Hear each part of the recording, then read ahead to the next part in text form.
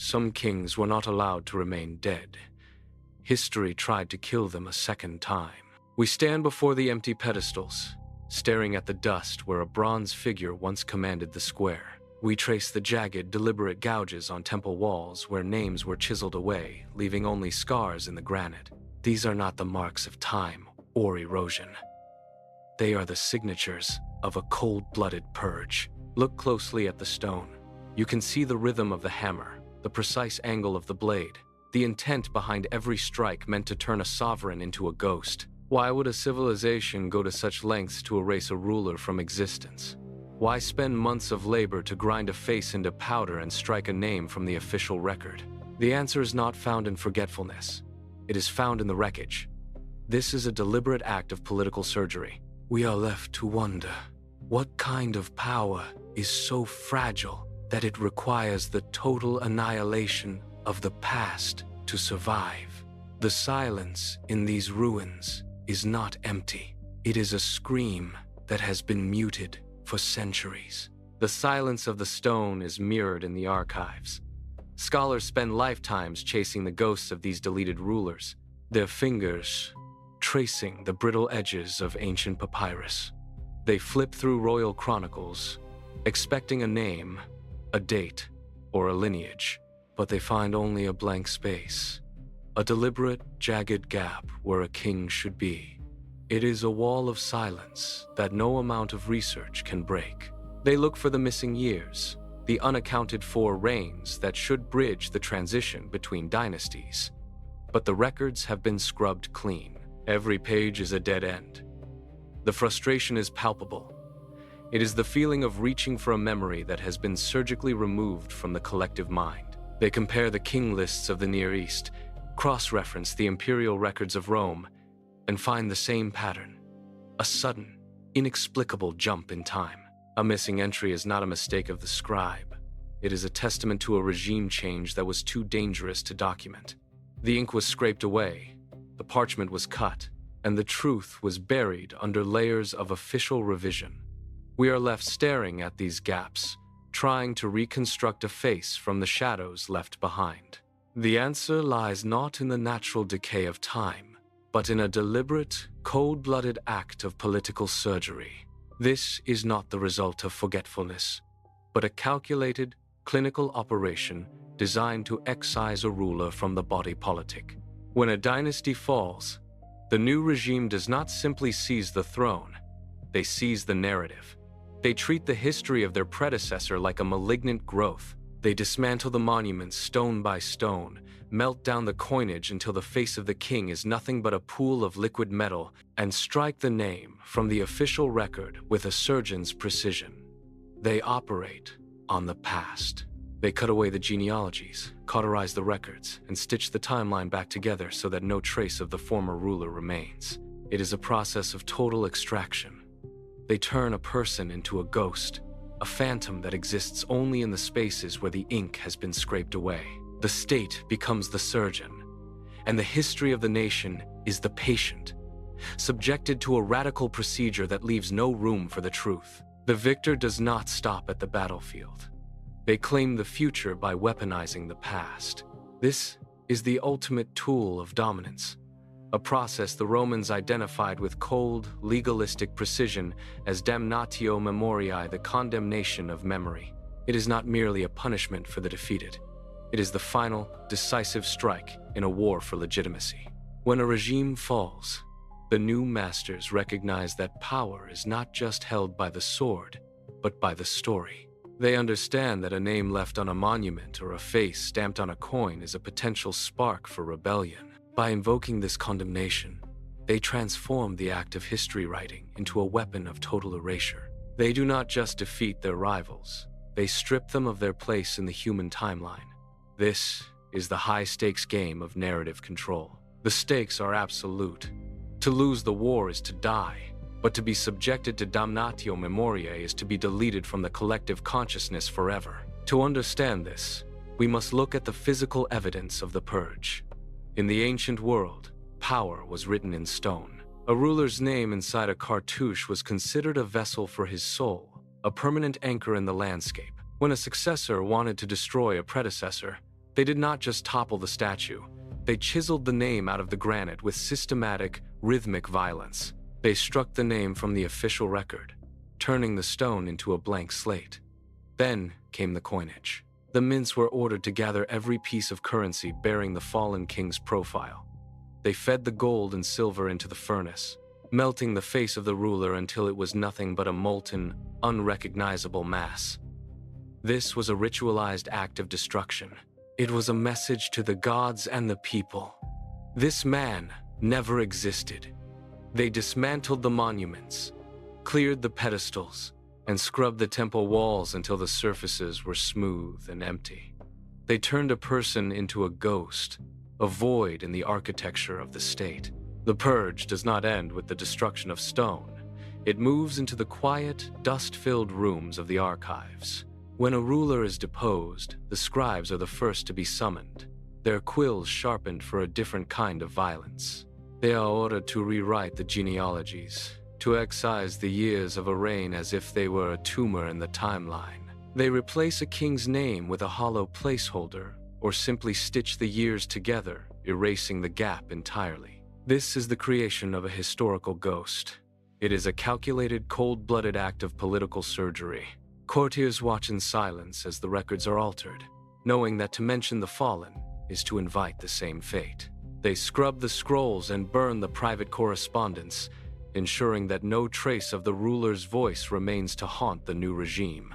The man who once sat on the throne is now a phantom, a non-entity whose very existence has been scrubbed from the official record.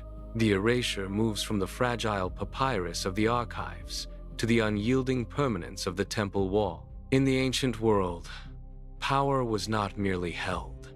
It was written into the very architecture of the state. A pharaoh's name, enclosed within the oval loop of a cartouche, served as more than a signature. It was a vessel for his soul, a sacred anchor designed to endure for eternity. The architects carved these symbols deep into granite, believing the stone would carry the ruler's spirit through the ages. When a successor sought to destroy a predecessor, they recognized this spiritual weight. They understood that to truly delete a king, one had to strike at the foundation of his immortality. They did not just target the man. They targeted the vessel that held his essence. The chisel strikes the granite with a sharp, rhythmic crack. This is not mere vandalism. It is a ritualized act of violence. The artisan does not swing with rage, but with the cold precision of a surgeon. Each strike is calculated to shear away the raised relief of the name, turning the once sacred cartouche into a jagged, featureless scar. The dust of the stone rises, coating the hands of the worker who performs this state-sanctioned erasure. He works under the gaze of the new regime, tasked with a singular, brutal objective: to unmake a man. This is a public performance, a message carved into the temple walls for the gods and the people to witness. By obliterating the name, the successor declares that the predecessor is not just dead, but never was. The gods, who look upon these walls for the names of those they once favored, are now shown only empty stone. The violence is absolute. It is a systematic stripping of identity, where the physical destruction of the name serves as the final, irrevocable proof of a life deleted. The king is no longer a ruler, no longer a memory, no longer a presence in the divine order. He is reduced to the silence of the stone, a void where his name once stood. The death of the heretic king triggered a collapse that reached far beyond his own tomb. His successors did not merely turn their backs on his reign. They launched a systematic campaign to dismantle the physical reality of his era. The temples he raised, once vibrant centers of his new religious order, became the primary targets of the state. Work crews moved through the city with iron bars and heavy mallets, methodically stripping the walls of their decorative reliefs. They did not stop at the names. They tore down the columns, shattered the altars, and broke the statues that once stood in his likeness. This was a calculated purge of a heresy that had threatened the stability of the throne. By erasing the structures, the new regime sought to scrub the collective memory of the religious upheaval that had defined the previous years. The silence that followed was not accidental. It was the result of a deliberate, state-sponsored effort to ensure that the heretic's vision would never again find a place. The destruction did not end with the rubble. The new regime viewed the fallen king's monuments as a resource, a quarry of already cut stone waiting to be repurposed. Work crews hauled the massive limestone blocks from the shattered temple sites to the foundations of new projects. They laid these stones face down, burying the intricate carvings and the king's name deep into the earth. The very walls that once proclaimed his divine authority now served as the hidden structural bedrock for the new order. This was the ultimate humiliation of a legacy. A monument built to reach toward the heavens was now compressed into the mud, supporting the weight of a successor's ambition. The laborers did not care for the history they were burying. They saw only utility in the weight and shape of the blocks. Each stone placed in the foundation was a layer of silence added to the past. The king's vision, his religious reforms, and his name were effectively entombed. This systematic dismantling was never a random outburst of rage. It was a cold, surgical operation designed to stabilize a state that had been pushed to the edge of collapse. The previous reign had introduced a level of religious and political volatility that threatened to tear the social fabric apart. To the new regime, the king was not just a man. He was a source of infection that had to be neutralized. They treated the state like a body in trauma, cutting away the necrotic tissue to prevent the spread of further unrest. Every chisel mark and every repurposed stone served a singular, pragmatic purpose: to restore the appearance of an unbroken, legitimate line of power. By scrubbing the record, they were not just erasing a predecessor. They were reinforcing the myth of their own authority. They needed the people to believe that the system was perfect and that the preceding chaos was merely an aberration, a temporary glitch that could be deleted from the official narrative. This was the logic of survival in its most brutal form. The destruction moved from the public squares into the quiet, dim halls of the royal archives. Here, the purge was not carried out with hammers, but with ink and scrapers. The court became a place of absolute silence. Scribes worked under the shadow of the new regime, knowing that to record the truth was to invite their own execution. They sat at their desks, the smell of drying parchment heavy in the air, while the guards stood by the doors.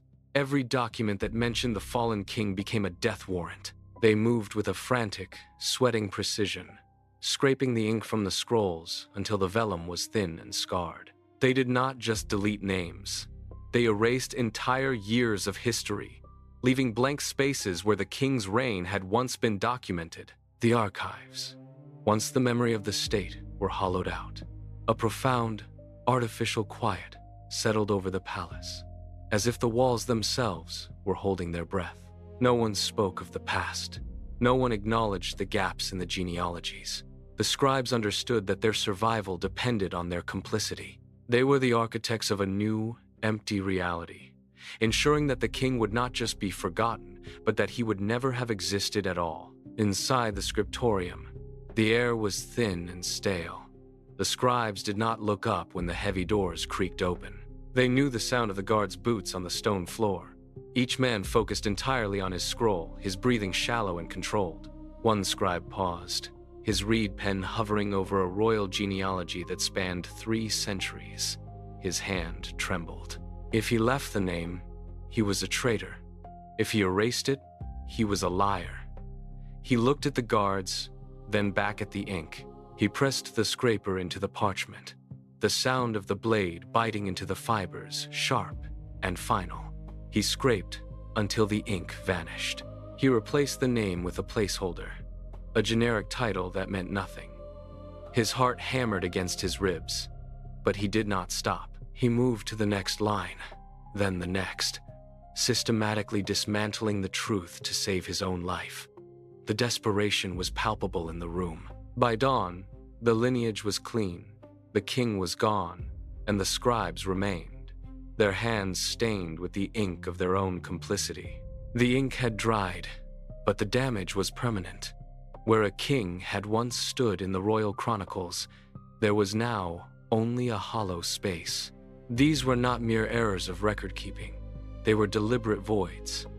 In the king lists of the Near East, and the imperial records of Rome. These gaps became the new standard of truth. A reader could trace the lineage, move from one ruler to the next, and hit a sudden, jarring silence. The years of a reign simply vanished. The sequence of events broke, leaving no explanation for the transition of power. These missing entries functioned as a silent, lethal testament. They marked the exact point where a regime change had been too dangerous to document, where the truth had been deemed a threat to the state. The vacuum was absolute. It forced the record to skip over the reality of the fallen, creating a narrative that flowed smoothly over the wreckage of a purged dynasty. Every gap was a calculated omission, a structural flaw built into the foundation of history. The archives were no longer a record of what happened, but a carefully curated map of what the victors allowed to be known. The vacuum remained, a silent witness. The victors believed the silence was absolute. They had scraped the parchment and chiseled the stone, convinced that a name removed was a life deleted.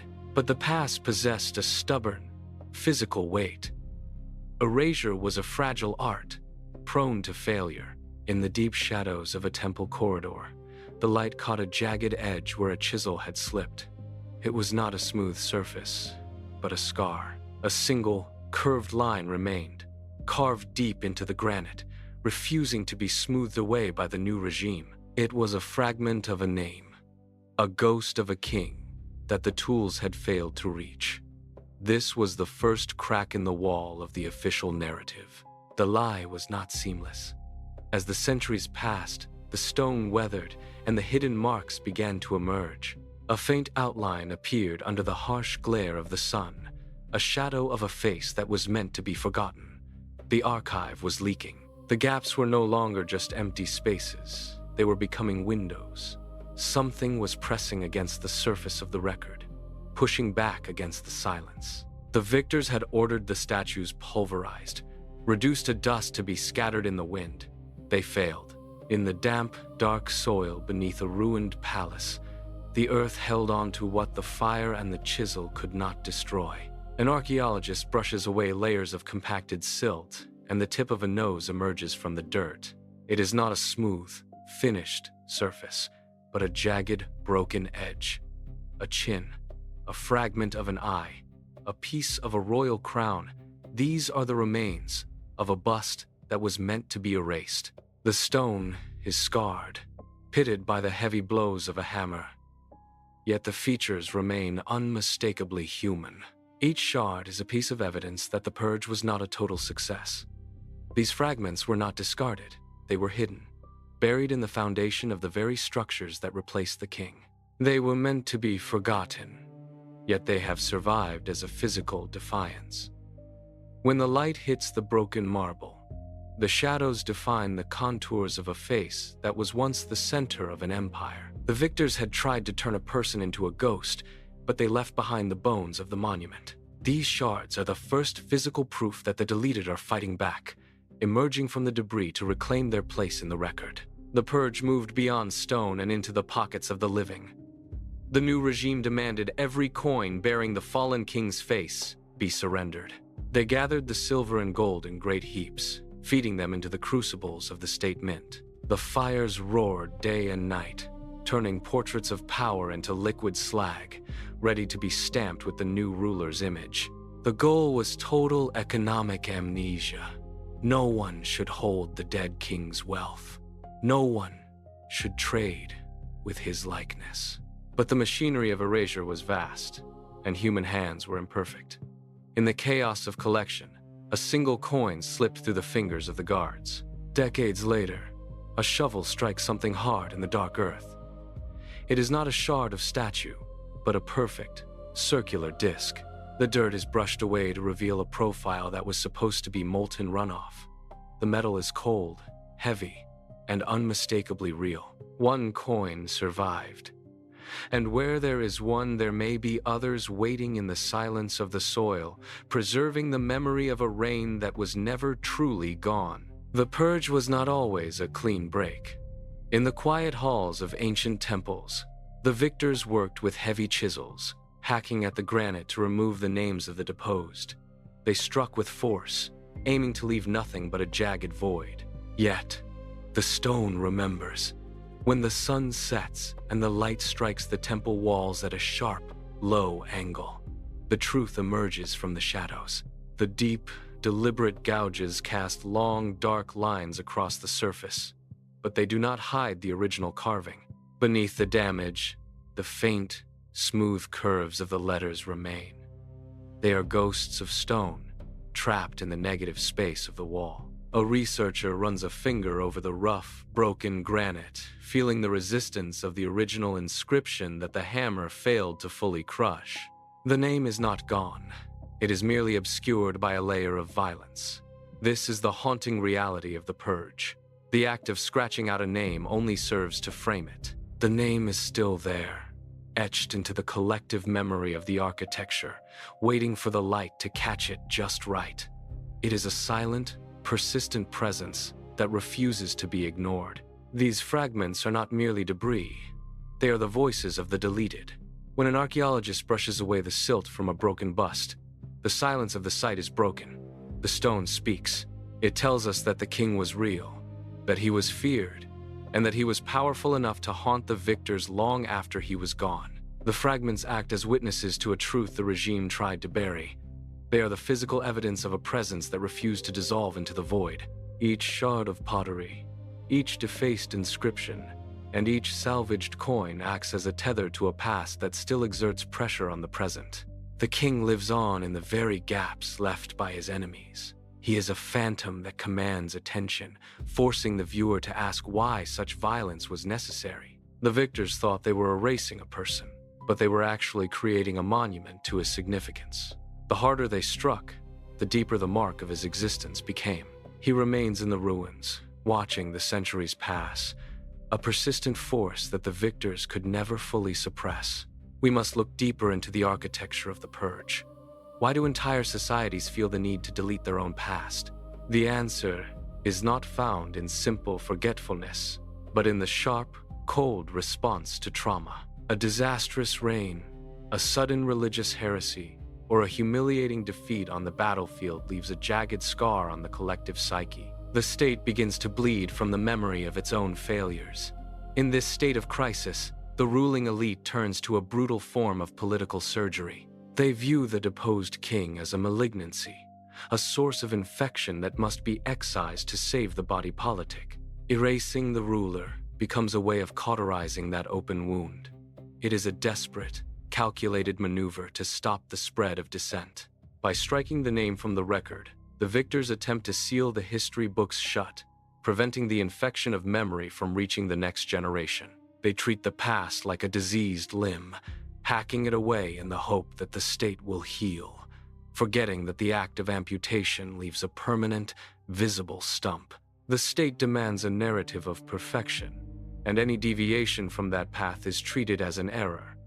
When a ruler fails, the system does not acknowledge the collapse. It reclassifies the event. The king who once commanded armies is demoted to a footnote, then to a blank space, and finally to a non-entity. This is the ultimate defense of the regime. They suggest that the system itself is infallible, and that the failure was merely an aberration, a single, flawed individual who can be scrubbed from the record like a smudge on a lens. They treat history as a draft that can be edited until the truth is unrecognizable. By isolating the failure to one person, they protect the myth of the state as a divine, eternal, and unbroken line of power. They rewrite the genealogies to bridge the gap, ensuring that the transition from one era to the next appears seamless. No cracks are allowed to show. No questions are permitted to linger. The scribes work in the shadows, replacing the fallen name with a placeholder or simply omitting the years of his reign entirely. They create a vacuum where a life once stood, hoping that the people will look at the empty space and see only the stability of the new order.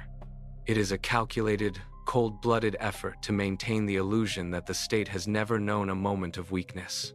Yet, in this frantic process of deletion, we uncover the most profound truths about power. The kings targeted for total erasure were rarely the ones who failed. They were the ones who succeeded too well. They were the architects of change, the rulers who challenged the status quo with such efficiency that the establishment could not ignore them. They did not merely govern. They disrupted the very foundations of the hierarchy. They forced the court to confront the limits of its own authority. When a king makes the establishment tremble, the response is not indifference, it is panic. The ruling class does not fear a weak leader. They fear a king who can redefine the rules of the game. These figures were the ones who pushed the boundaries of tradition, who spoke to the people in ways that bypassed the elites, and who proved that the throne was not a divine right but a seat of shifting influence. By attempting to scrub their existence, the victors inadvertently admitted their own terror. The intensity of the purge is the final proof of the king's power. The irony is absolute. By trying to bury these kings in the silence of the void, the victors inadvertently highlighted their immense significance. Every hammer blow against the stone, every page torn from the record, and every name scratched from the wall served only to amplify the target's reach. The state intended to create a vacuum, but instead, they created a monument to their own fear. They turned a man into a mystery, and a mystery into a legend that refuses to die. When a regime spends generations obsessing over the destruction of a single name, they are not erasing him. They are cementing his place in the collective memory. The void they leave behind is not empty. It is a shape. It is a silhouette that demands to be filled by the curiosity of every generation that follows. The victors thought they were deleting a threat, but they were actually curating a legacy. They made the king more dangerous in his absence than he ever was in his presence. By treating his memory as a poison that must be purged, they proved that he was the only thing that mattered. The harder they struck, the deeper the impression remained. They did not bury the king. They gave him a pedestal that will outlast the very empire that sought to destroy him. We must confront a haunting reality. The most dangerous kings are not the ones whose statues stand in our squares today. They are not the figures cast in bronze or carved into the grand facades of our capitals. Those statues are merely the survivors of a sanitized history, the ones deemed safe enough to be remembered. The true threats, the kings who truly shook the world, are the ones whose names were chiseled away, whose faces were systematically defaced, and whose stories were thrown into the fire. They are the ghosts in the machine of history. When a society burns a story, they are not destroying it. They are marking it as the most potent truth they could not afford to let live. These kings remain as shadows in the archive, a lingering presence that refuses to be fully extinguished. The most dangerous king is the one who still haunts the victor from the ashes of his own history. They remain as shadows in the archive, a lingering presence that refuses to be fully extinguished. These are not merely missing names. They are active voids. When a researcher pulls a scroll from the shelf or brushes dust from a broken tile, the absence of the king is the loudest sound in the room. The shadow persists because it is etched into the very structure of the record. It is a presence defined by its own negation. We see it in the way a sentence stops abruptly, or the way a stone slab shows the jagged, uneven texture where a name was once hammered into oblivion. The shadow is not a lack of information. It is a specific, heavy weight of withheld truth. It pulls at the edges of our understanding, demanding to be acknowledged. Every time we look at the gaps in the royal chronicles, we are looking at the king who refused to leave. He is there, in the silence, in the deliberate omission, and in the frantic, desperate energy of the censors who tried to stop him. He is the ghost that haunts the library, the king who proved that while his body could be broken, we must accept that the archive is not a fortress of objective truth. It is a house of cards, built by the hands of those who survived the purge. When we read the chronicles, we are not looking at the past. We are looking at a carefully curated version of it. The ink on the page is not permanent. It is a temporary layer, applied over the erasures and the gaps. History is a fragile construct, a delicate web of stories that can be unraveled with a single, calculated strike of a chisel. Every record we hold as fact is subject to the whims of the victors who held the pen. They decided what was worth saving and what was destined for the fire. This realization changes everything. The past is not a static monument. It is a shifting, fluid landscape that changes shape depending on who is watching. We find ourselves standing on ground that is constantly being edited, rewritten, and hollowed out. There is no final version of the truth, only the version that managed to survive. The foundation of our collective memory is not granite. It is smoke. We must confront the uncomfortable reality of who holds the chisel today. The act of deletion did not end with the fall of empires. It merely evolved. Today, the power to decide what we are allowed to remember is the ultimate political currency. It is the authority to define the boundaries of acceptable thought. When a society chooses to emphasize one narrative while burying another, it is performing a modern version of the ancient purge. We are not just passive observers of history. We are the subjects of a curated memory. The victors still hold the pen, and they still decide which names deserve to endure and which must be scrubbed from the public consciousness. This is not a neutral process. It is a deliberate exercise of control. By selecting what is preserved, they effectively dictate the limits of our collective identity. We rely on these records to understand our place in time, yet we are often reading only what we are permitted to see. The silence in the archive is not an accident. It is a manufactured space, designed to keep us looking in one direction while the truth remains hidden in the shadows. If history is a construct, who are the architects? Look at the pedestal. It stands in the center of the square, weathered by time and indifferent to the sun. It is empty. There is no name, no bronze figure, no triumphant pose. To the casual observer, it is a failure of history, a forgotten place where nothing remains. But look closer at the stone. See the jagged edges where the chisel bit deep. See the faint, ghost-like outline of feet that once stood here. This void is not a sign of nothingness. It is a testament to a power so absolute that it terrified the victors into action. They did not just remove a man. They spent years trying to dismantle the memory of his existence. Every strike of the hammer was an admission of his influence. Every gap in the record is a monument to his reach. We stand before these empty spaces now, and we finally understand. The kings who were erased are the only ones who truly escaped the control of the victors. They exist in the silence between the words. The pedestal is not empty. It is a mirror, reflecting the truth that power is not what we remember, but what they were desperate for us to forget.